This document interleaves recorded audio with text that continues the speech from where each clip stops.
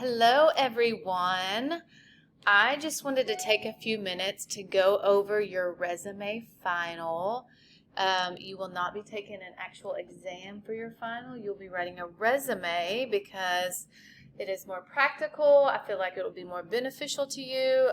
By the end of this class, you should have a resume that you can actually use when you graduate or just when you go to look for a job. And so I think that is will serve you the best way possible. So we are going to write a resume. So if you look over here on the left side of your Blackboard shell, you'll see a little tab that says Resume Goodies, and I have put some things in here. Your resume guidelines, which are pretty much the guidelines of for your assignment. A checklist for you to go back and make sure you've done everything. I just put a few other things. Here's a great article for you to read. I thought it was great. I thought you might enjoy that. And then some action words. I know a lot of times you want to use action words on your resume, and it's sometimes hard to think of them. So I put some great ones, great examples here, kind of for you to refer to. So just wanted to point that out. You'll find your actual assignment here, and with your assignment, I have put some tips once again in your checklist. So both of those need to make sure that you have looked at both of these, and your checklist, it will just help you go back and make sure that you have done everything. Is all your information included at the top? Email address, professional. You always want to use a professional email address, and if you don't have one, they're free. So just first, last name. So bobsmith@gmail.com. If your name is Bob Smith, though, you might have to add some numbers because that's a pretty common name, and I feel like it's probably already taken. Make sure you don't have an objective on your resume. Those are obsolete. So if you use a template, which I'll get to in a minute, that has an objective spot, make sure you don't use it. And your book has some great examples of resumes in Chapter 13, but some of them do have objectives. So the only thing I'm going to tell you is we will not be putting an objective on your resume. So if you see one that does, please ignore it, okay? So you should have like an area that's like professional summary or professional skills or professional overview or something like that. You should have your experience and your education. Those are the main ones that you should have. You can have other ones as well, but you definitely need those three core ones, all right? And so I kind of tell you that right here. Make sure you bold headings to make them stand out. Make sure you don't waste white space. And so make sure you look at all of this, all right? Make sure, just like always, you always proofread. Grammatical errors are a big red flag when it comes to getting a job. So on your resumes, cover letters, etc. All right? So make sure that you look over this checklist and the guidelines that I have provided for you. All right? And once again, make sure that it's done in a Word doc, a PDF. I can't edit those, and I will be editing these for you. And so just be mindful of that, okay? So I'm going to show you a couple examples of some resumes here. This is just one of mine that I did a while back. So they can look different, okay? So this one probably doesn't look like your typical resume. This is kind of a template that I have used. It's a little bit more modern, if you will, if you want to use that word, than just like a regular resume. Your resume for your assignment shouldn't be any longer than 2 pages, all right? You don't want it to be super long. A lot of times employers know, like they will look at your resume and want to be able to get the gist of it in the first like 10 seconds of looking at it. So if it's 10 pages long, they're not going to get that, okay? So just be mindful of that, all right? So I have my industry. So here I've broken it down just a little bit because I have academic and industry experience, so that's a little different, but that's more my professional experience. This professional profile, you can call it professional profile, professional summary, professional overview, professional skills, whatever you may like, okay? So I have that, and then my education is actually over here. So, but here are also some other things I might have on this resume, certifications. I have a couple of them outside of my degree, so they're separate. You can also put those in with your education, all right? I have some extra things I've done here, some volunteer, which I highly recommend. It looks good on all your resumes. All right, so this is, once again, a more modern looking resume. I just kind of wanted to give you a little look at that. And so I'm going to show you another one as well, possibly, maybe, if I can get out of this one. So here's one that looks probably more quote-unquote normal to you. I have used the 1-inch margins. Actually, this one doesn't have 1-inch margins on this one. And I have said on your cover letters, resumes too, but if you have a lot of information, 1-inch margins aren't the most important thing ever, but it can frame your space and make it look really good. These I went a little thinner, a little smaller, because I have a lot of information and I was trying to get it on 2 pages. This one looks like it bumped over, but I would tweak it before I sent it anywhere. So once again, education. Your physical address is not important, all right? So your name, obviously, your email address, your LinkedIn URL, which you should use, should be on your resume, because by the time you turn your resume in, you should have a great one. And then your phone number, of course. I start with education. I work in academics. It's important, so that's why I put, but you don't have to. A lot of people, you can start with your professional overview, all right? Or your professional, whatever you call that section. So here, I have education and I have professional overview. I have a little bit of different types of experience, so I've kind of broken it down based on a specific job. So I have communications and telecommunications experience, and then I go into my industry experience, or you can call it professional experience. I break mine down into industry and academic because it's 2 different types of experience, especially in the world I'm in as far as academics. So I break that down here. And then I have my extracurriculars, community service, and stuff like that on there. So just wanted to give you a little look inside on what resumes can look like. None of them look the same, and I know that I don't know if that's good or more confusing, but just a little insight of what different resumes can look like. I'm going to show y'all Word.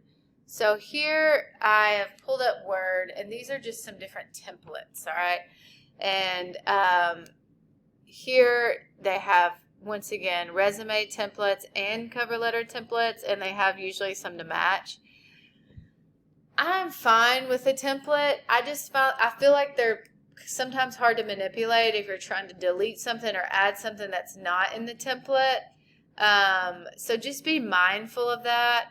Like example, I don't mind this template. I don't like the red though.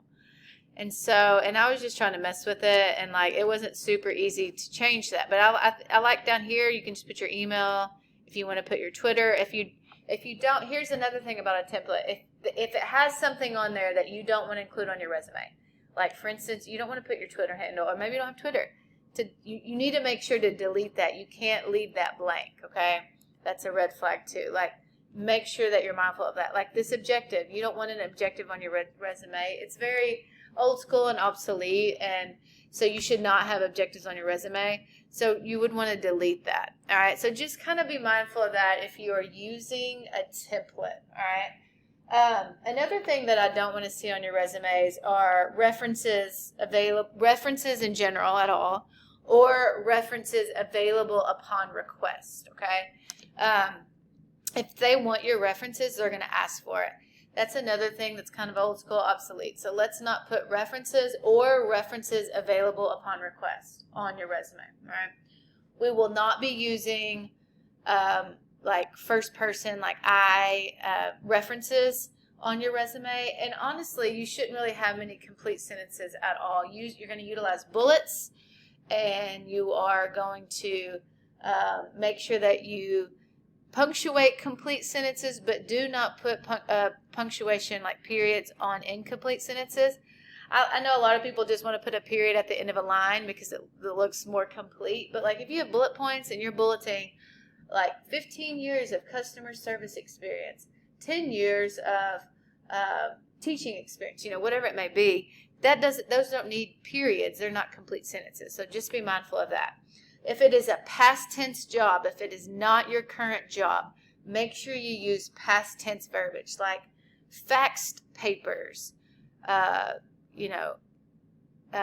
enter data for 3 different companies, whatever it may be. If that is your past job, use past tense verbiage. If it is your current job, use present tense verbiage. So if you fax papers at your current jobs, put fax papers. If you enter data, put enter data. You want to just make sure that you're parallel and you do the same. So past tense jobs, make sure you use past tense verbiage. Current job, make sure you use present tense verbiage. And so if you have multiple jobs, and some of them, like if you feel like you've had a lot of jobs in a shorter amount of time and some of them aren't relative to the job you're wanting, you can leave them off. You just don't want huge gaps. It's okay to have gaps for different reasons, but if you do have huge gaps, reach out to me. But you don't want huge gaps, but you also don't want to, if you had 10 jobs in the last 2 years, you don't want to look like a job hopper either. So there's kind of like an even balance to that. But if you need help with that, let me know. I know that's not the case for a lot of people, but it could be the case for some, so no big deal. Anyways, so that's kind of like a rundown of your resumes and what we have going on the next couple of weeks. Once again, it will be your final, and I make it due right before the week of finals so I can actually have time to grade them and give you feedback. But that's kind of it for now. And if you have any questions about your resume, I wanted to go ahead and do this and get this out so y'all could be looking at it. If you have any questions, comments, concerns, please don't hesitate to reach out to me. Once again, please check the resources I provided for you, the checklist, the tips again. It will definitely help you. And once again, the tips and the checklist are everything I'm looking for on your resume. So kind of use this as like a reference guide to what you need to make sure you have in your resume. And I have reminders of here of not to put references. Don't put references, available at request. Make sure you proofread. One more thing that I know I have on here that I have not said yet, but when you're going to do your resume and you're going to talk about the different things you've done at each of your jobs, never put responsible for or responsibilities include, okay? They don't really want to know what you were responsible for. They want to know what you actually did or do, okay? So that's when those action verbs come into play. And if you look in chapter 13, they give you some good action verbs as well, as far as, and I posted some in the little resume goodies tab in your Blackboard shell too. And just kind of remember that you don't have to meet every single qualification for a job. But to actually be able to get the job, all right? But, and so, don't let that be standoffish for you, but you want to make sure that you have at least the majority of the qualifications. A lot of times they'll have preferred and required qualifications. So, example, like to teach, you have to have at least a master's degree at a college level. To teach at a college level, you have to have at least a master's degree. So if you were to look for a job from, at least, I'll just speak for UAPTC, and it was a teaching position, then it probably would say required master's degree in whatever that field is. So if you don't have a master's degree, then maybe don't waste your time on that job, because by law you have to, by state law. Otherwise, utilize, think of, if you don't have a lot of work experience, think of, volunteer work, working with different organizations. That experience counts as well. Just think about how different things are relevant to what you want to do. So, if you are a traditional college age student coming out of high school, and you don't have a lot of work experience, we were all there at one point, and so just be mindful of that. Utilize those extracurricular activities for experience, those organizations, volunteer work, all of that, all right? But if you have any questions, once again, please do not hesitate to reach out to me, and I will chat with you soon.